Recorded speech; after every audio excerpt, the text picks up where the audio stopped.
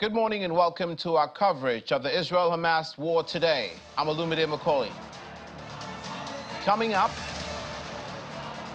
Iran's envoy rejects blame for Israel-Hamas conflict, criticizes U.S. alignment with Israel.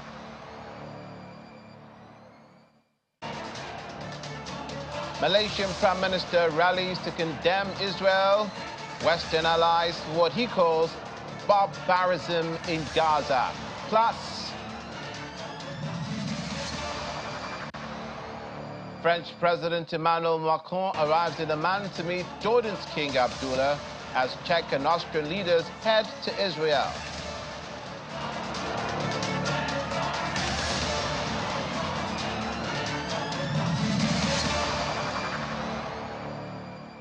Thank you for joining us. Iran's UN Ambassador Amir Saeed Iravani told the Security Council on Tuesday that Secretary of State Anthony Blinken of the United States had attempted to wrongly blame his country for the Israel-Hamas conflict.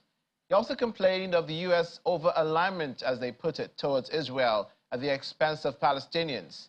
Standing with his Arab counterparts, Jordan's Foreign Minister Ayman Safadi told reporters at the United Nations the threat to the conflict spreading is a real danger.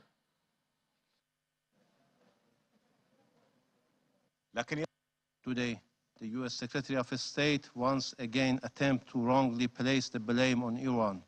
Iran categorically rejects these groundless allegations.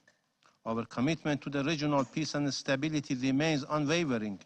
Iran aligned with the international community in endorsing the call for an immediate ceasefire and a cessation of Israeli relentless military aggression, as well as imperative to halt the forced displacement of over 1 million people from Gaza. The United States' unwavering support for the occupation and aggression has rendered it an active part of the problem.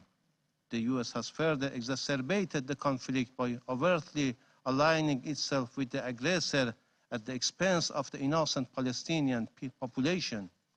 The rapid provision of military and logistical support to the oppressive occupying regime thus made the U.S. complicit in the brutal massacre of innocent Palestinian people in the Gaza Strip. Mr. President, it is regrettable that today at this chamber the United States, Canada, and certain Western states attempt to shift the blame from the wrongdoer to the victim. They equate the self-defense and right of self-determination of Palestinian people with terrorism, attempting to grant the occupying regime Israel an unjust right to self-defense. Some prefer to look the other way in face of such atrocities. They prefer not to speak about crimes against humanity and war crimes. They prefer to pretend as if Palestinian people are just numbers and they have no souls and rights. This is absolutely unacceptable. This is sheer hypocrisy and embodiment of double standard that constitutes the very root cause of the problem we are facing today. Cessation of hostilities must be achieved through an immediate, unconditional, and lasting ceasefire. Collective punishment, denial of humanitarian assistance, military attacks on homes, hospitals, places of worship, schools, and facilities where civilians seek refuge are violations of international humanitarian law. We call for an immediate ceasefire. Israel must immediately lift its total siege of Gaza and allow food, water, electricity, medical, and other life-saving supplies, as the deliberate denial is tantamount to collective punishment of the 2-3 million Palestinians living in Gaza, half of whom are children. Meanwhile, in a press conference at the United Nations, Israel Foreign Minister Eli Cohen and UN Ambassador Gilad Erdan have strong words for UN Secretary General Antonio Guterres. The two are referring to Mr. Guterres' speech to the Security Council earlier in the day, during which he says it was important to also recognize the attacks by Hamas did not happen in a vacuum, and that the Palestinian people have been subjected to 56 years of suffocating occupation. I come here today on behalf of the Israeli state and the Israeli people. After the 7th of October, the Black Saturday with the biggest massacre in the last decades. We're under the Hamas attack. More than 1,400 people murdered. Babies, women, elderly people. We are also here to bring the voice of more than 220 people that kidnapped. I also ask Qatar, which is financed for more than 10 years, Hamas, which is giving the harbor to the leaders of Hamas, to work to release all the hostages. It's in your hand. You are responsible to them. Do it immediately. Mr. Secretary General, the UN was established to prevent atrocities, to prevent such atrocities like the barbaric atrocities that Hamas committed. But the UN is failing. The UN is failing, and you, Mr. Secretary General, have lost all morality and impartiality. Because when you say those terrible words that these heinous attacks did not happen in a vacuum, you are tolerating terrorism.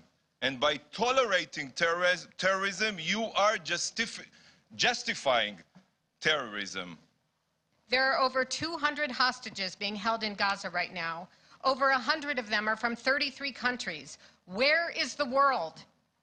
We, the families of the 200 hostages, are far away on our own planet of agony. But where are you?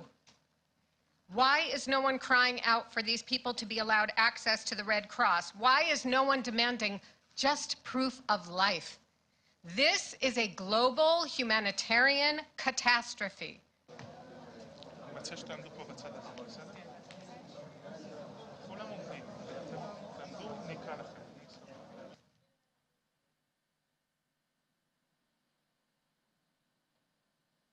Now, Malaysian Prime Minister Anwar Ibrahim joined 16,000 pro-Palestinian supporters to condemn what he called Israel's barbaric acts in Gaza, where thousands are estimated to have been killed in Israeli attacks, and to denounce its Western supporters.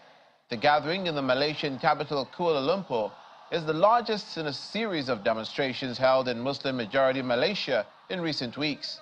More than 700 Palestinians were killed in overnight Israeli airstrikes, according to Gaza's health ministry. That's the highest 24-hour death toll since Israel began a bombing campaign to crush Hamas, who stunned the country with a deadly attack on October the 7th. Last week, Anwar rejected Western pressure to condemn Hamas. He spoke to Hamas leader Ismail Haniyeh earlier this month and called for an immediate end to bombardment in Gaza and the establishment of a humanitarian corridor.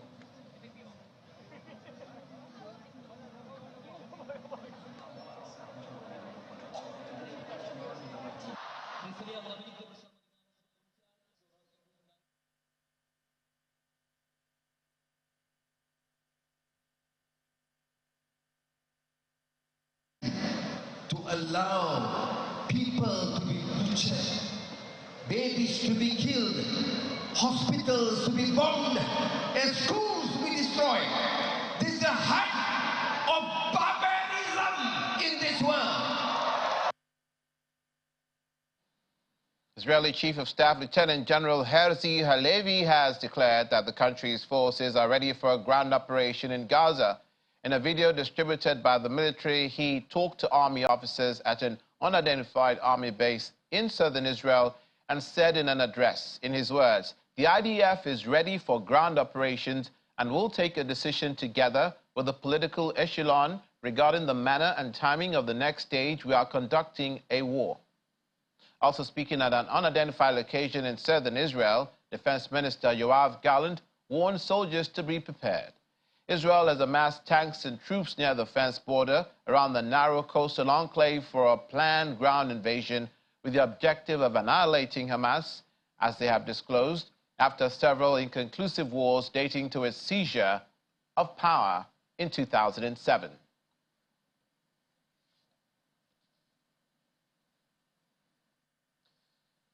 The United States is appealing for humanitarian pause in the Israel-Hamas war to allow safe delivery of aid to civilians short of food, short of water, short of medicine and electricity in the Israeli-besieged Gaza Strip. International pressure for unimpeded aid to Gaza rose as the health ministry in the Hamas-ruled coastal territory said Israeli airstrikes had killed more than 700 Palestinians overnight. The United States has thus far not supported calls for a ceasefire, with White House National Security Council spokesman John Kirby saying a ceasefire at this stage will benefit Hamas. We have said, continue to say, that fuel is an important commodity for life and sustainment in Gaza for the Palestinian people that are still there. And we know that fuel is a precious commodity that's running out, and you need it for generators in hospitals. You need it to run the desalination pumps so that you can drink fresh water and not seawater. All of that is important. And so we're going to continue to work with partners in the region. We're going to continue to push for fuel to get in. Now, look, that said, I said this again yesterday, we certainly understand Israeli concerns about the possibility for Hamas to abscond with fuel and use it for their own purposes and not allow it to be used in hospitals and desalination plants. We understand that. That is a legitimate concern. No question about it. We want, as I said from the beginning, we want to see all measure of protection for civilians, and pauses in operation is a tool and a tactic that can do that for temporary periods of time. That is not the same as saying a ceasefire. Again, right now, we believe a ceasefire benefits Hamas, a general ceasefire. There's prudent planning, and then there's sort of the tactical level planning right before you execute. What we're talking about here is just prudent planning and thinking. There are no active efforts right now to evacuate Americans from the region, other than what we're doing in Israel, providing charter flights. There's no active efforts. And we're not parking ships off the coast and getting ready to send Marines in to get people out of, you pick the place over there. That's not happening right now. But what was reported in the press is nothing more than prudent contingency planning. And as I said at the outset, given everything that's been going on the last 2 weeks, it would be irresponsible if we weren't taking pen to paper and taking a look at what that might look like. But there's been no orders given, nobody pre-positioned to do it, no moving in that direction. But if it should get to that, my goodness, you'd want to make sure we were ready to do it and do it like that. Austrian Chancellor Karl Nehammer and Czech Prime Minister Peter Fiala will fly to Israel today in a show of support for the country in the wake of the Hamas large-scale attack on Israel. Nehammer is stressing that the EU needs to take action against Hamas, adding that he wants to see what contributions could be made to the release of the Hamas-held hostages. The leaders will hold talks with Israeli Prime Minister Benjamin Netanyahu and President Isaac Herzog. Nehammer will also meet the family of Austrian-Israeli national who is currently being held hostage by Hamas in Gaza. French President Emmanuel Macron arrived in Amman, Jordan on Tuesday after a visit to Israel and the West Bank. Mr. Macron, who held separate meetings with Prime Minister Benjamin Netanyahu in Jerusalem and Palestinian President Mahmoud Abbas in Ramallah, is billed to meet Jordan's King Abdullah today. The French president has proposed during his visit to the Middle East that an international coalition fighting Islamic State in Iraq and Syria widens its scope to include the fight against the Palestinian group Hamas in Gaza. Speaking alongside Israeli Prime Minister Benjamin Netanyahu in Jerusalem, Macron stressed that France and Israel share terrorism as their common enemy. Careful to strike a balance, meanwhile, President Macron also met with the Palestinian leader Mahmoud Abbas in the West Bank city of Ramallah, where he says the attack was not only traumatic for Israel, it was a disaster for the Palestinian people as well. He repeated the need for a two-state solution, which he says is necessary so Palestinians don't follow the mirage of the most radical terrorist groups. The Palestinian President Mahmoud Abbas blamed Israel and called for an immediate cessation of the aggression on Gaza and to provide protection for the Palestinian people.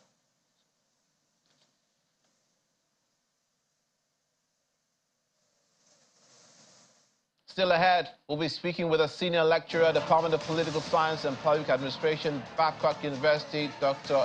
Michael Ogu, joining us from the UK, and also Palestinians shelter in Khan Yunis, the Red Crescent headquarters amidst attacks. Please stay with us.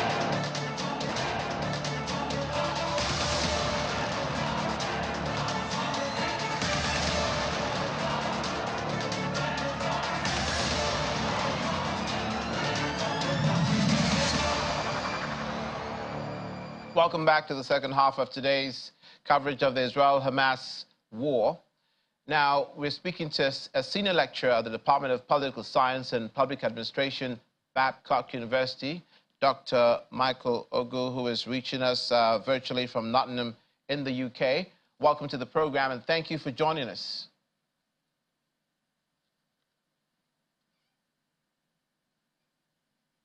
Good morning. Thank you, Olumide. Thank you for having me. Let's begin with the Palestinians' ordeal at the Gaza Strip. Now, we know that there was a non-continuation of the supply of aid through the Rafah crossing of the Egyptian border with Gaza, the southern part of that axis yesterday. Prior to that, about 14 trucks were said to have been allowed, and the United States today is saying, and other countries as well, have said that Israel shall please facilitate the continuous delivery of this aid, because even the 14 trucks is a drop in the ocean compared to the over about 600,000 people that have been displaced and have moved from the north to the south of the country. What do you think? Do you think that this is a position that Israel will continue to consider, having expressed their reservations that some of these items will fall into the hands of Hamas, and there's no guarantee that that won't happen? Yeah, thank you very much. I mean, these are very pertinent issues, and of course, it's a very unfortunate, situation going on in the Middle East at the moment. But I think that the concern is even twofold. Yes, of course, it is legitimate to be concerned about the reality of this aid supplies going into the wrong hands. That is on one side. It is also a concern that some of the Hamas terrorists or some of the Hamas fighters, and some people are also trying to use that route to flee from the conflict in Gaza, and that could also pose security concerns for both Egypt as well as Israel, So these are very legitimate concerns, but it is important that some agreement is reached so that the needed supplies that needs to be sent into Gaza to meet the soaring humanitarian crisis that is ongoing should be allowed in. So it is something that Israel should work around, to ensure that they have some kind of compromise, because if they don't do that, then it appears that they are trying to commit an ethnic cleansing of Palestinians and those in the Gaza Strip, which will not go down well in history for Israel. Yeah, so when you use the word ethnic cleansing, it's a deliberate act of targeting the Palestinians, and that has been the problem in this very complicated conflict around the world. The messaging is important, language is important, how people frame things, it's important. You will hardly tell an Israeli person that they will have anything to do with ethnic cleansing. They've explained in their words that the conflict in Gaza right now is not aimed at the Palestinian people. The conflict in Gaza, the war is against Hamas and Hamas alone. There are Palestinians, there are Arabs in Israel, there are Israelis in the Knesset, so it's not an Israel versus Arab war, it's not a Jew versus Muslim war, it's a Israel versus Hamas war. I say this to bring to your attention again what was said at the United Nations yesterday, where the Israeli ambassador to the United Nations and his other senior official in Israel says that what Antonio Guterres says, saying that it was created, let me paraphrase, that the situation was created because of the occupation of Israel. That is the attack on October the 7th. That is the occupation of Gaza, the attack on October the 7th. So they went ahead and said that, look, that means the United Nations is not impartial. The United Nations is not neutral. The United Nations is supporting Hamas. How could the Secretary General of the United Nations say that the circumstances for the attack were created by Israel, that it was legitimizing terrorism, justifying it? What do you think? Yeah, you know, this unfortunate issue is very complex. You know, it's very complex. It's a very protracted conflict that has spanned decades. And so yes, Israel is looking for every excuse, you know, to continue their operation in Gaza. And of course, they have claimed that Hamas is their target. But the question is, how many Hamas, you know,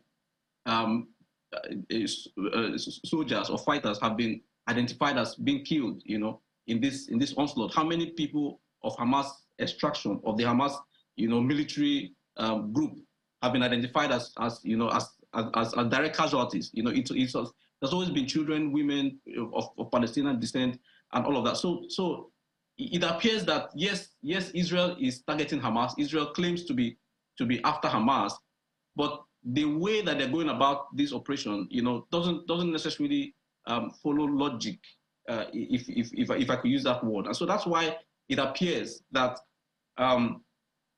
they seem to have more up their sleeves. You know, it appears so. You know, and if they could allow, I mean, the reason why I said that is because if you know, we're talking about humanitarian aid and all of that. If they allow some of these compromises, you know, then it gives them a human face. It gives them a human face because of course in the last 2 weeks there have been almost 6,000 deaths.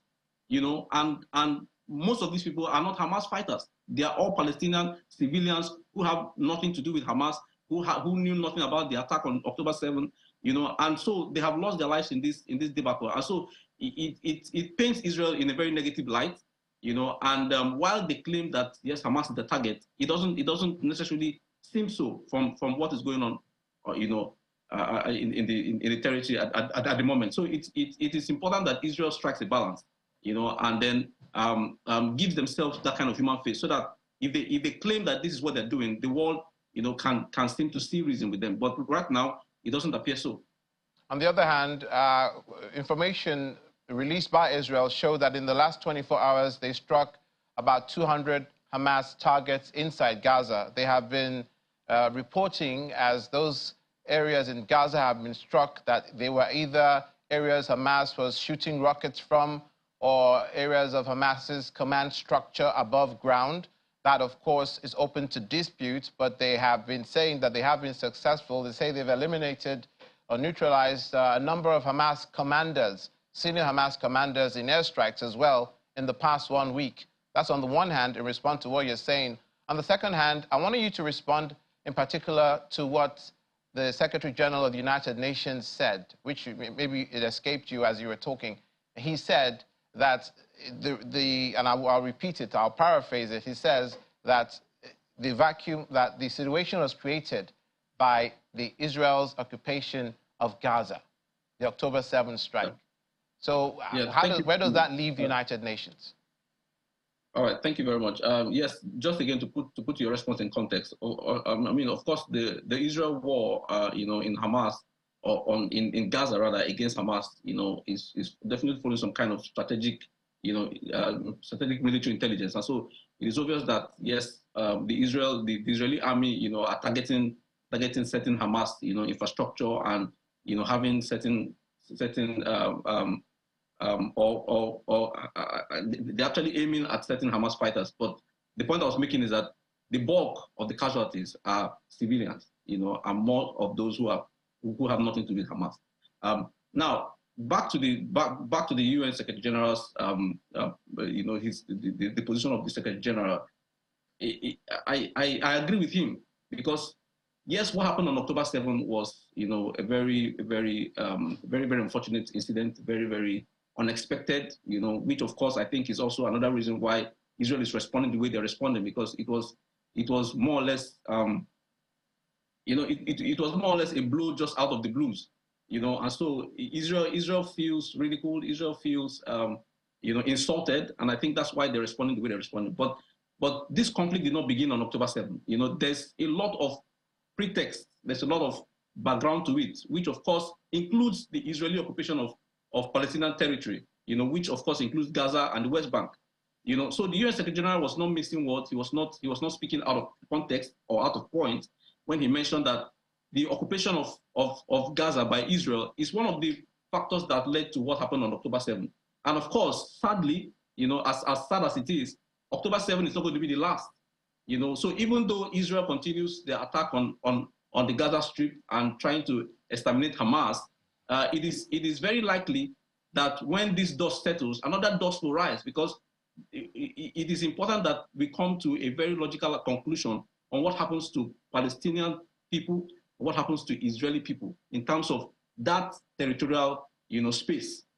All right. So until we come to this logical conclusion, there will continue to be attacks. There will continue to be these kinds of conflicts, in that region, particularly between the Arabs the Arabs and the Palestinians supported by the Arabs, as well as the Israelis. So it is a very, very complex incident, and by no means, Israeli occupation is also one of the factors that has caused what we are seeing currently in the Gaza Strip. Possibly the reason for the Israeli offense at what the Secretary General said was because it was coming from him.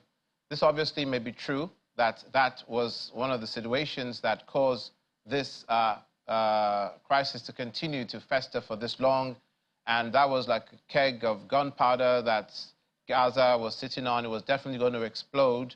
But I think the reservation was the fact that the United Nations Secretary General, if he wants to have Israel alongside in negotiations and not offend them, just as they will not want to offend the Palestinians, will be to be seen to be taking sides. So if right, Israel thinks that the United Nations Secretary General is taking sides, then how are they ever going to listen to them? If the objective is resolution and not aggravation, and not to lay blame, but to find a resolution for a ceasefire, then how are you going to get that resolution from the offensive of the military campaign of the Israelis when you keep when they think that you are impartial, that you're partial, and you're not impartial? I understand your point, but I think that what the Secretary General mentioned or said was not necessarily, if you ask me, in my opinion, it was not taking sides. It was stating the facts. All right. And of course, Israel seems to have, or Israel seems to be enjoying so much overwhelming support, especially from the West. The US, Britain, and several other allies of the West are supporting Israel in its onslaught in the Gaza Strip. So any kind of negative opinion as to what Israel is doing in the Gaza Strip, is seen as taking sides. But I think that what the Secretary General did was merely stating the facts. And of course, if you go down, if you have been following this story, the politics in the Middle East, you see that, I mean, that was simply stating the fact. And of course, before we are able to find a lasting solution, like I said earlier, it's important that we look beyond the surface of what is just going on in the Gaza Strip now, because that is not the genesis of the problem. We must go to the root cause, and then try to resolve that root cause, because until we resolve that root cause, these kinds of confrontations and conflicts will continue to occur. 10, 5, 20 years from now, they will continue to reoccur. And so we must go to the root cause and try to address those root cause issues. And that, I think, is what the Secretary General was pointing to say, let us go back to the drawing board and see how we can give this conflict a very lasting solution. Okay, Dr. Michael Ogu, Senior Lecturer, Department of Political Science and Public Administration, Babcock University, who joined us from the UK. Thank you for your thoughts. Thank you very much for having me. Video shared by Palestine Red Crescent Society on Tuesday shows their damaged headquarters in southern Gaza filled with people who'd been fleeing Israeli attacks in the area. PRCS says that a nearby airstrike injured people and caused extensive damage to the area near their headquarters and the Al Amal hospital in Khan Yunis. They added that 4,000 displaced people are seeking refuge. International pressure for unimpeded aid to Gaza rose as the health ministry in the Hamas-ruled coastal territory claimed that Israeli airstrikes have killed more than 700 Palestinians overnight.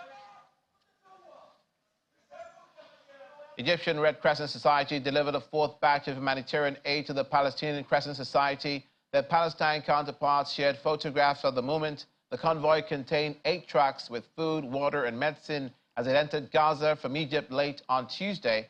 In these images, boxes are seen being unloaded at a residential area in the central town of Deir al-Balah, as well as outside the United Nations-run school in Khan Yunis. Supplies of food, water, medicine, and fuel have been running critically low in Gaza since Israel began its siege of the Palestinian enclave.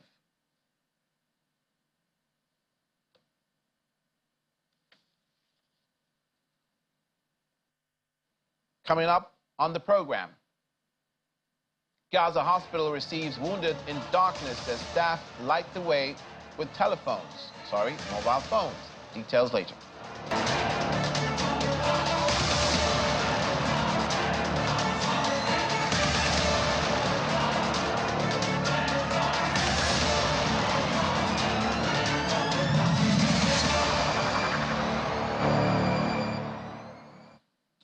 You're watching Israel-Hamas war on Channels Television.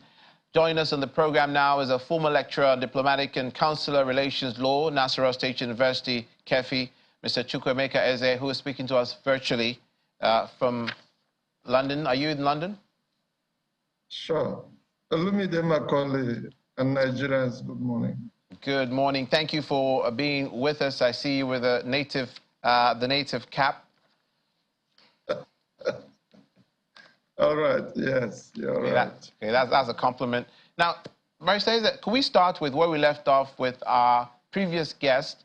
The Israelis didn't take too kindly to what the Secretary General of the United Nations, Antonio Guterres, says when he seemed to suggest that the October 7 attack was as a result of the continued occupation of Gaza by Israel and what have you. They spoke in very strong words against what he says, saying that that means that the United Nations is taking sides with Hamas.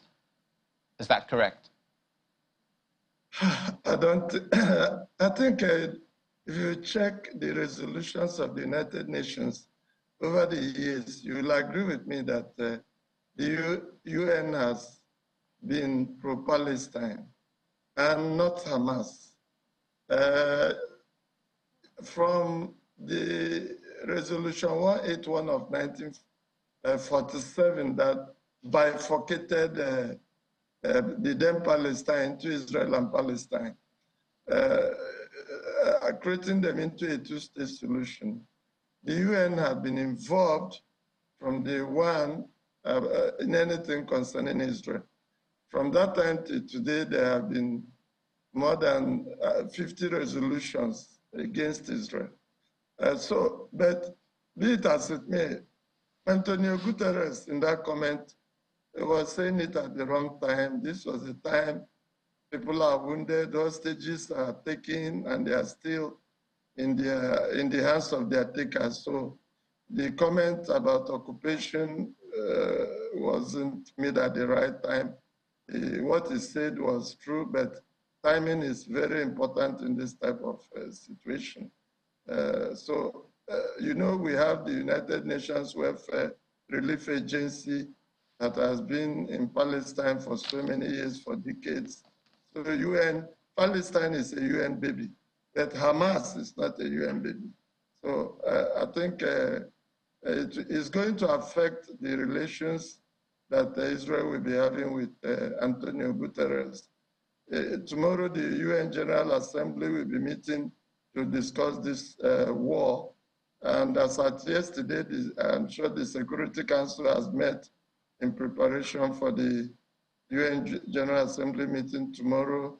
So these are very serious issues that should not be one of a high caliber diplomat like the UN Secretary General should have been careful in selecting his words so as not to talk about occupation until the wounds start healing. This is a time of war, and every comment, especially from the #1 citizen in the United Nations, should be carefully making. But certainly, occupation is something that the world wouldn't want to continue to live with. There must be a way, and I think various prime ministers of Israel have accepted the two-state solution.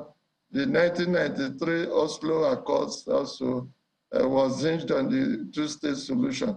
I think the issue is the details. How do we go about the two-state solution? And I think that is what negotiation and diplomacy will solve with time. War is certainly not resolve the issue between Israel and Palestine. The issue of Hamas is a separate issue, which the conversation will continue as you ask me more questions. Okay, well, let's look at some of the current happenings and figures that we know. As at today, over 5,000 people on both sides have been killed.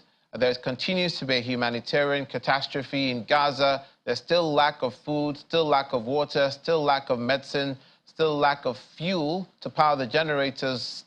We reported how people are using mobile phones to light their ways into hospitals. So it's a nightmare for these caregivers in the hospitals in Gaza to care for the sick, to care for the injured. We've heard reports that there's so many dead. The hospitals are overwhelmed.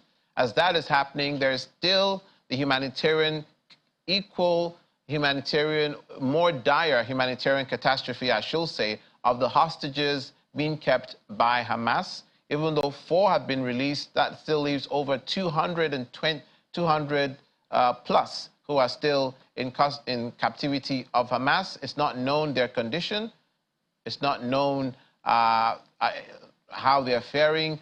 30 children in the midst of that number of hostages taken by Hamas. So how important is it for one to find, maybe to break down the objectives of the international community in this case, and not to look at the big picture, but at the smaller details that can begin to help to make progress towards a more humane end for all parties concerned? Tomorrow's meeting of the United Nations General Assembly will be discussing humanitarian pause. Certainly, Israel will cave in. There is no way this level of suffering will be allowed by the international community.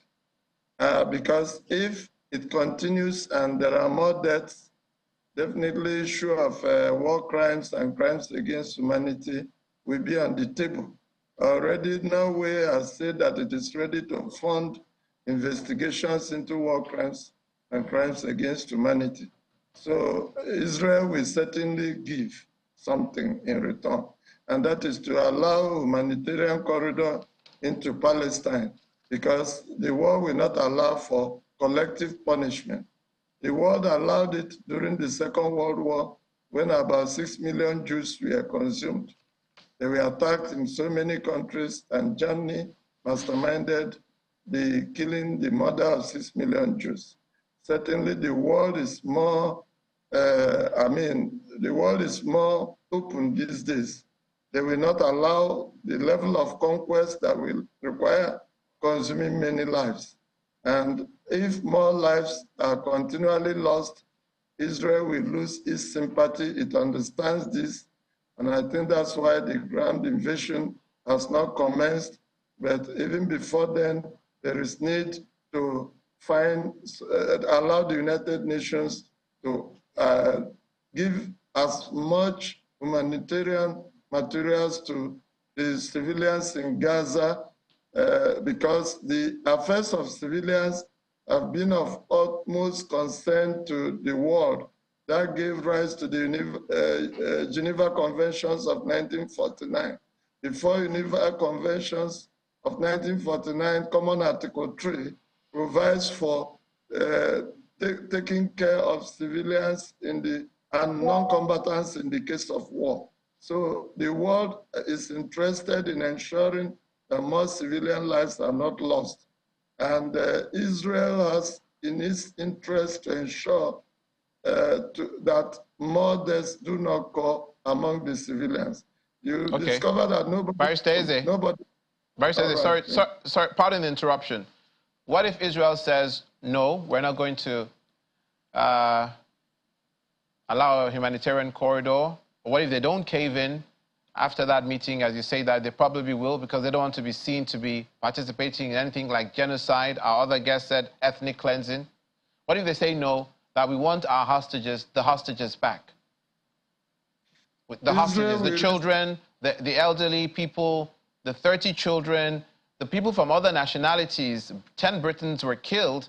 It's not known how many Britons are still. Other nations, the Germans, the Cambodians, the South Americans who are in, and possibly other nationalities we don't even know. What if Israel says, okay, no, we're not going to listen, Hamas should release those hostages? Do you think equal pressure that has been heaped on Israel to call for a ceasefire for the humanitarian needs of the Palestinians in Gaza should equally be heaped on Hamas to release the hostages as a first step? No, those things can happen contemporaneously. One mustn't wait for the other. The hostages can be released at the same time while Israel is allowing for humanitarian corridor. You asked me what Israel tends to lose. Israel is going to lose a lot. Number one, they are going to be isolated. Two, they will lose sympathy in the West, even in the Western nations that are supporting them. Their citizens will not sympathize with them to see them, civilians in Palestine being killed. Number three, their commanders will risk being charged to the International Criminal Court for war crimes and crimes against humanity and possibly genocide, if that is a collateral incident to what they eventually do. And you are aware that if it dovetails into genocide, the Genocide Convention of 1948 will be invoked. Besides, the Rome Statute of the International Criminal Court, Articles 6, 7, and 8 provides for genocide, war crimes, and crimes against humanity. And certainly, if any of these things happen and it is investigated to be so, Israeli commanders, including their leaders, will be charged to the International Criminal Court. I'm aware that Israel is not a member of the ICC, but you know, Palestine is a member, and if actions of Israel affects a member, definitely it will be taken that way, that their leaders can be taken to the ICC. Even so what is likely, Barrister Eze, what is likely, therefore, to happen to Hamas if Hamas says, okay, we're not going to release any hostages. These are our terms and our conditions to release the hostages. We're not going to do that. We're not going to do that right now. Even if Israel stops bombarding Gaza, we're not going to release. What is likely to happen to Hamas? You've given some details of what the international community could have happened through the UN to Israel. What about Hamas? For as long as they continue to hold on to the hostages, what can happen to them? Or what measures can be taken against Hamas? In this conversation, we need to separate Hamas from the civilians. The world is not against Israel hunting down Hamas militants. If Hamas refuses to release those hostages, there will be continual pressure on them to do so.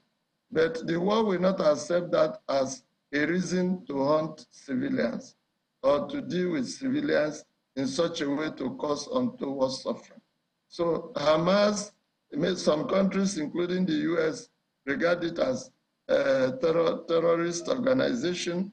But you know that Qatar is funded by Qatar, Saudi Arabia, and some other countries. So definitely there will be pressure on them if Hamas refuses to release those hostages. But we need to separate Hamas from the Palestine population in this conversation. 2.2 million people. People are concerned that how can you, I beg your pardon, sorry, how can you separate Hamas from the Palestinian people when they are the government of Gaza and they are the political party that was elected by the Palestinians in Gaza?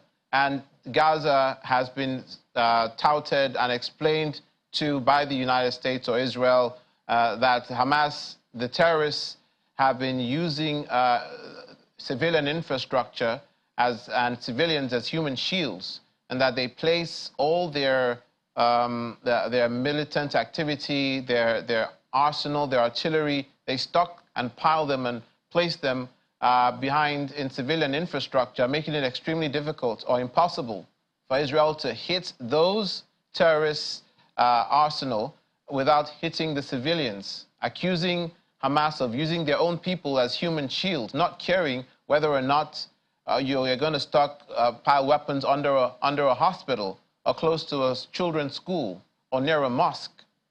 So how can you then say you must separate Hamas from the Palestinians in the case where Israel is trying to go after Hamas and Hamas is using the Palestinians? I say so because the laws of war separates the two. The laws of war separates combatants and non-combatants. The laws of war provides for different rules in dealing with civilians. So if you, in the course of dealing with civilians, you attack civilian infrastructure, cause them untoward suffering, you're, at the end of the day, you're not going to use the argument that, because Hamas uses hospitals and some of those places.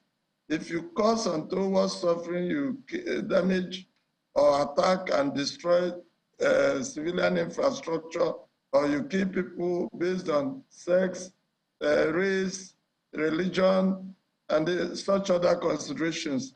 The laws of war will not take, Hamas uses these facilities. So this is a critical situation for Israel. Do the laws of war apply to terrorist activity?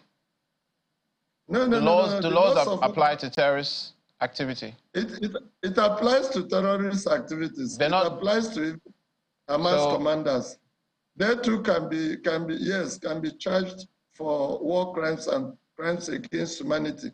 But recall that the Nuremberg trials, at that time, the international law had it that it is a state that can act. The German commanders said they acted on behalf of the state. It was not acceptable. So the same way today, if you do certain things to civilians to a certain extent, it is known that there will be collateral damage during a war. But if it gets out of hand, you know that Hezbollah might attack, Iran is threatening to attack, Turkey may attack. If all these ones attack, and Israel, in order to quell these attacks, takes the war to a level that so many civilians are killed, definitely you create that avenue for certain people to be charged for war crimes and crimes against, including Hamas commanders. So this we'll leave it there. Is quite critical. So yes, it is a very intractable. It's a very terrible situation. Indeed, terrible is, yes, becoming an understatement nowadays to describe it. We pray for peace in this affair. We thank you so much for your contribution, your insights this morning, and your views. Barrister Chukwuemeka Eze, who is a former lecturer on diplomatic and consular law, Nasarawa State University in Kefi, who has joined us from London. Many thanks. Thank you very much. Eyewitness footage recorded on Tuesday shows an ambulance arriving at an Indonesian CAPS hospital in Beit Lahia in the dark, staff lighting the way with their phone torches. Hospitals in Gaza are running out of fuel to power their generators. Doctors have warned that critical equipment like incubators for newborns risks stopping. According to Hamas-run health ministry, 40 medical centers have suspended operations at a time when the bombardment and displacement are putting enormous strain on the system. The private Indonesian hospital, the biggest in North Gaza, has switched off everything except the last vital departments, such as the ICU. Hundreds of Jordanians gathered outside the Al-Khaluti Mosque near the Israeli embassy in Amman to show support for the people of Gaza. Protesters waved Jordanian and Palestinian flags and chanted slogans in support of Palestinians.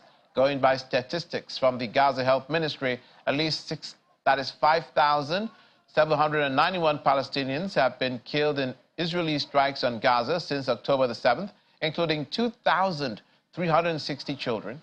704 Palestinians were killed in the previous 24 hours alone.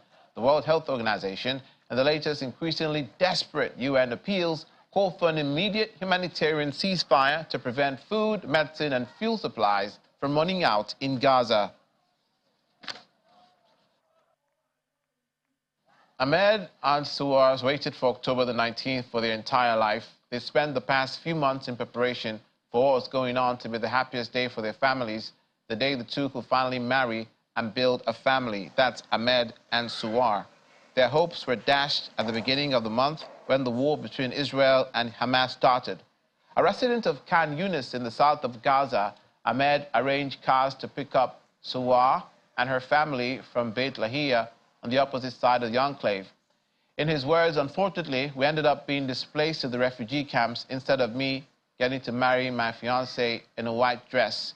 They are part of over 1.4 million people who fled their homes for temporary shelter under Israel's heaviest ever bombardment. And that's it for Israel-Hamas war this morning. Thank you for watching. I'm Olumide Macaulay.